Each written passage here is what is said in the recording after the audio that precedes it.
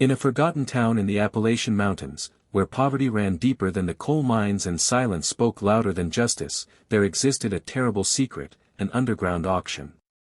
It was illegal, immoral, and buried so far from the light that even the law looked the other way.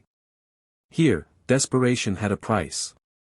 And that's where Emily Rose, just 19 and barely clinging to hope, found herself up for sale like an object, not because of any crime she committed, but because of the debts her late father left behind. Her aunt, cold and cruel, signed her off like trash. Emily didn't scream when they tied her hands. She had screamed enough for a lifetime. The man who wasn't supposed to be there.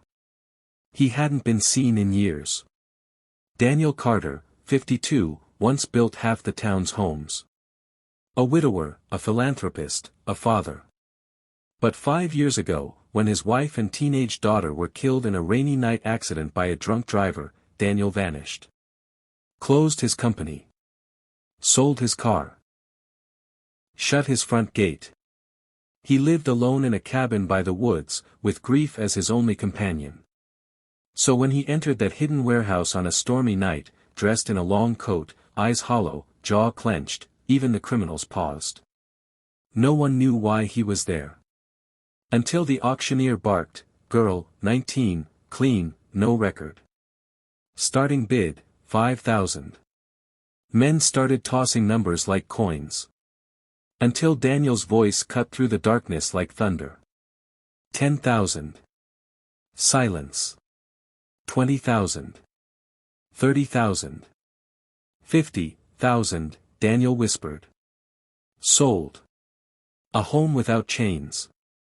Emily expected pain. She expected a room with no windows, a collar, a command. Instead, Daniel handed her a blanket. You're safe now. When she didn't respond, he added gently, you can sleep. No one will hurt you here. In his cabin, he gave her the guest room. Warm sheets. Clean towels. A new toothbrush still in its plastic. Emily watched him from the hallway that night as he sat in his daughter's old room, surrounded by stuffed animals and paintings that hadn't been touched in years. He whispered something under his breath and wiped a tear. The next morning, breakfast was waiting on the table. Slowly, she returned to life. Daniel never asked questions. Never touched her. Never crossed a line. He simply gave. Quiet company. Fresh food. A bookshelf full of novels and poetry. It took Emily weeks to even speak. But one day, sitting by the fireplace, she whispered, "Why did you save me?" Daniel looked into the fire. My daughter's name was Lily. She was kind, like you. She would have turned 20 this year. I couldn't save her. But maybe I could help someone else's Lily. That night, Emily cried, not because of fear, but because someone saw her. Not her body. Not her past. Just her. Emily began sketching again. She found Lily's old paint sets and used them with shaking hands. She cooked breakfast for Daniel one morning. He smiled for the first time in years. She took online classes. He bought her a laptop. Every time she flinched at a loud noise, he didn't ask her to be stronger. He sat beside her, silently holding space. One snowy afternoon, he found her curled up on the couch with a blanket, watching an old animated movie. I haven't laughed in years, she said softly.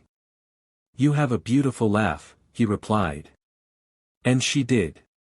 The world points fingers. When Daniel brought Emily into town, the whispers grew louder. Isn't that the girl from the auction? She's too young.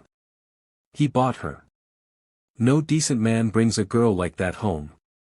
Reporters tried to dig into it. People threatened Daniel. Some men even tried to buy Emily back. But Daniel stood firm. She is not for sale, he said. She is not what you think. And Emily? She walked taller now. Because for the first time in her life, someone had stood with her, not against her. A father again.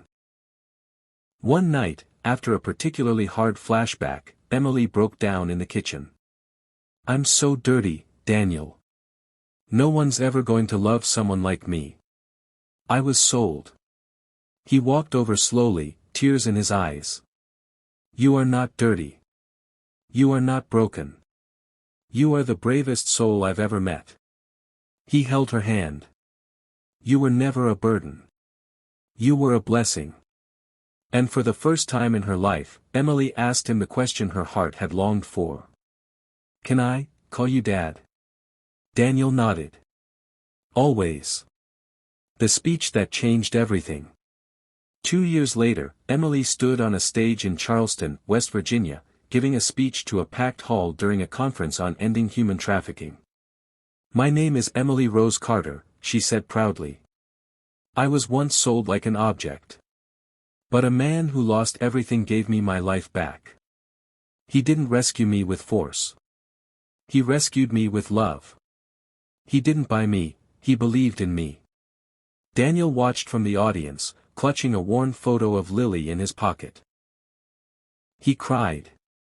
Not because of grief this time, but because of pride. Lily's Light. Emily went on to start a nonprofit called Lily's Light, named after the girl who never got to grow up, but whose memory gave another girl a second chance.